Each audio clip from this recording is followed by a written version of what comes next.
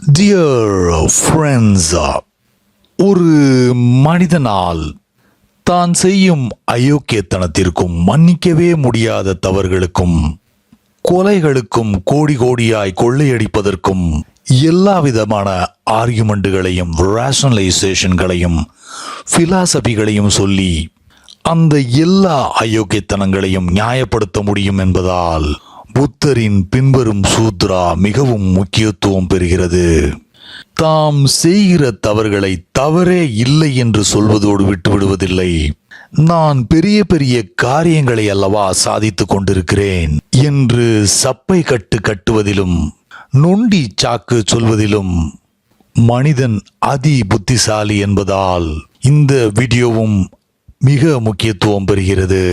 புத்தருடைய இந்த அழகான சூத்ராவிற்கு ஓஷோவோட விளக்கம் அவருடைய பார்வை யுனிக்கான ஒன்று என்பதால் இந்த வீடியோ இந்த ரெட் கிராக்ஸ் சேனலுக்கு தொடர்ந்து ஆதரவு தரும் நண்பர்கள் நிச்சயமாக தவறவிடக்கூடாத ஒன்று. Now the Sutra.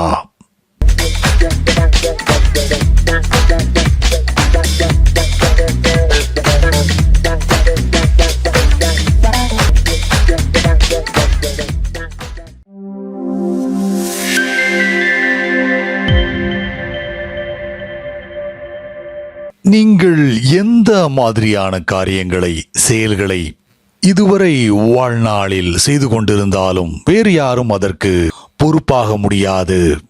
நீங்கள் தான் உங்களுடைய முழு சம்மதத்தோடு உங்கள் கெட்ட செயல்களுக்கு தீனி போடுகிறீர்கள். அது உங்களுடைய விருப்பம் மட்டுமே. நீங்களாகவே தேர்ந்தெடுத்து செய்த கெட்ட காரியங்கள் இறுதியில் உங்களுக்கு அழிவையே தேடித்தரும். ஆரம்ப காலங்களில் அந்த செயல்கள் அப்படி தெரிவதில்லை. கடைசியில் தான் நீங்களே உங்களை அழித்துக் கொண்டிருக்கிறீர்கள். கொஞ்சம் கொஞ்சமாக விஷம் கொடுத்து கொண்டு வந்திருக்கிறீர்கள் என்பது தெரிய வரும். காரணம் அது மெதுவாகவே நடக்கிறது என்பதால் உங்களால் உணர முடியாது. such a slow process. அது போன்ற மெதுவாக நிகழக்கூடிய ஸ்லோ ப்ராசஸ்களை உணர பெரிய அளவு விழிப்புணர்வு தேவைப்படுகிறது. நான் ஒரு எக்ஸ்பெரிமெண்டை பற்றி கேள்விப்பட்டிருக்கிறேன். ஒரு சயின்டிஸ்ட் தவளை ஒன்றை கொதிக்கும் தண்ணீருக்குள் தூக்கி போட்டார். நேச்சுரலி தவளை உடனடியாக தண்ணீரில் இருந்து குதித்து வெளியேறியது. அதாவது இன்ஸ்டன்ட்லி ஒரு வினாடியை கூட அது விரயம் செய்யவில்லை. வாழ்வா சாவா என்ற கேள்வி எவ்வளவு உயரம் குதிக்க முடியுமோ அதற்கு முன்னால் எட்டாத உயரம் என்று சொல்லலாம். பிறகு அந்த விஞ்ஞானி தவளையை இன்னொரு பாத்திரத்தில் அதன் உடலில் உள்ள டெம்பரேச்சர் அளவு எக்ஸாக்டாக வெப்பம் இருக்கும் தண்ணீருக்குள் வைத்தார். தவளைக்கு மிகவும் மகிழ்ச்சி. பாத்திரத்திற்கு அடியில் சென்று ஓய்வெடுத்தது. பிறகு அந்த விஞ்ஞானி மெதுவாக அந்த பாத்திரத்தில் உள்ள தண்ணீரை கொதிக்க வைத்தார். அதாவது அடுத்த 24 மணி நேரத்தில் தண்ணீர் பாய்லிங் பாயிண்டை எட்டுவது போல் சூடேற்றினார். தவளை பாத்திரத்தை விட்டு வெளியேறவே இல்லை. தவளையால் உணர முடியவில்லை. அந்த அளவிற்கு அந்த ப்ராசஸ் மிகவும் மெதுவாக நடந்து கொண்டிருந்தது.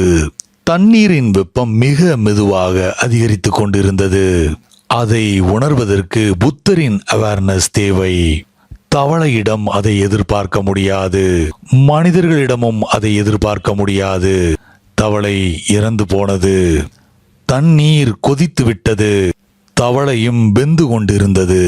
வெளியே குதித்து வரவில்லை. 24 மணி நேரம் போதுமானதாக இருந்தது.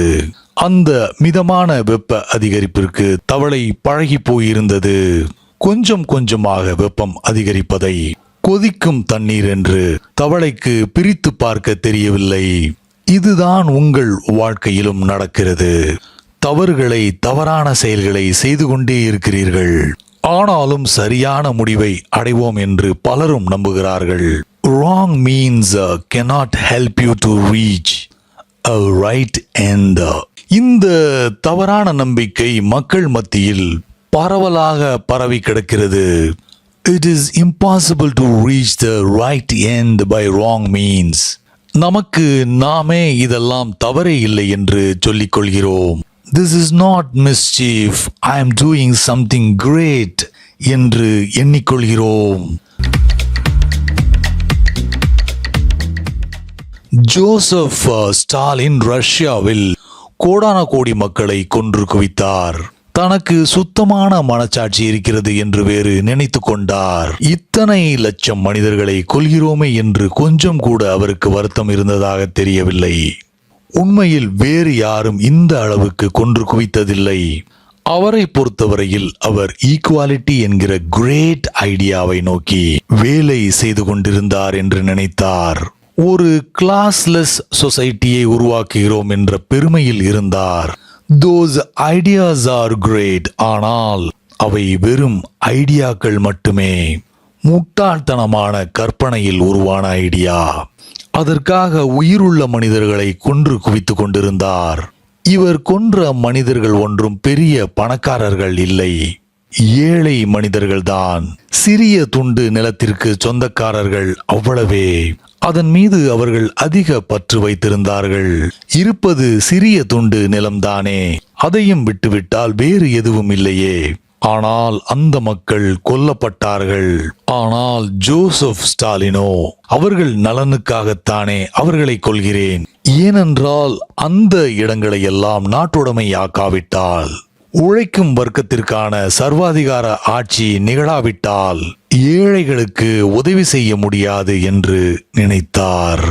ஆனால் அந்த ஏழை மக்கள் அவர்கள் வைத்திருந்த சிறிய துண்டு நிலத்தை அதிகம் நேசித்தார்கள்.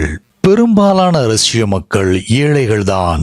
சிறிய அளவிலான நிலம், 1-2 மாடுகள், ஒரு கோழி, அவ்வளவுதான் அவர்களுடைய சொத்து. There is a story. ஒரு கம்யூனிஸ்ட் தலைவர் ஒரு விவசாயியிடம், உனக்கு கம்யூனிசத்தில் நம்பிக்கை இருக்கிறதா இல்லையா என்று கேட்டார். அதற்கு அந்த விவசாயி, ஆமாம், எனக்கு நம்பிக்கை இருக்கிறது என்று பதில் சொன்னார். பிறகு அந்த கம்யூனிஸ்ட் தலைவர், உன்னிடம் 2 கார்கள் இருந்தால் கார் இல்லாத மற்றொரு நபருக்கு உன்னுடைய காரை கொடுப்பாயா என்று கேட்டார். அதற்கு அந்த விவசாயி, ஆமாம், கண்டிப்பாக கொடுப்பேன் என்று பதில் சொன்னார். உடனே அந்த கம்யூனிஸ்ட் தலைவர், 2 வீடுகள் இருந்தால் வீடில்லாத ஒருவருக்கு இன்னொரு வீட்டை கொடுப்பாயா என்று கேட்டார். அதற்கும் அந்த விவசாயி, நிச்சயமாக என்று பதில் சொன்னார். பிறகு அந்த கம்யூனிஸ்ட் தலைவர், 2 மாடுகள் இருந்தால் மாடில்லாத நபருக்கு இன்னொரு மாட்டை கொடுப்பாயா என்று கேட்டார். அதற்கு அந்த விவசாயி, நோ, கண்டிப்பாக கொடுக்க மாட்டேன் என்று பதில் சொன்னார். கம்யூனிஸ்ட் தலைவருக்கு ஒரே ஆச்சரியம். இதுவரை நீ ஆமாம் ஆமாம் என்றுதானே பதில் சொன்னாய், ஏன் திடீரென்று நோ என்கிறாய் என்று கேட்டார். அதற்கு விவசாயி, என்னிடம் 2 கார்கள் இல்லை, 2 வீடுகளும் இல்லை, ஆனால் 2 மாடுகள் இருக்கின்றன என்று பதில் சொன்னார். எதுவுமே இல்லாத போது என்ன பிரச்சனை? எல்லாவற்றையும் கொடுக்கலாம். எதுவுமே இல்லாத போது நிலாவையும் சூரியனையும் யாருக்கு வேண்டுமானாலும் கொடுக்கலாம். ஆனால் உண்மையான பிரச்சனை என்று வரும்போது மிகவும் கடினம். ஏழைகள் கொல்லப்பட்டார்கள். ஆனால் ஜோசப் ஸ்டாலின் நிம்மதியாக தூங்கினார்.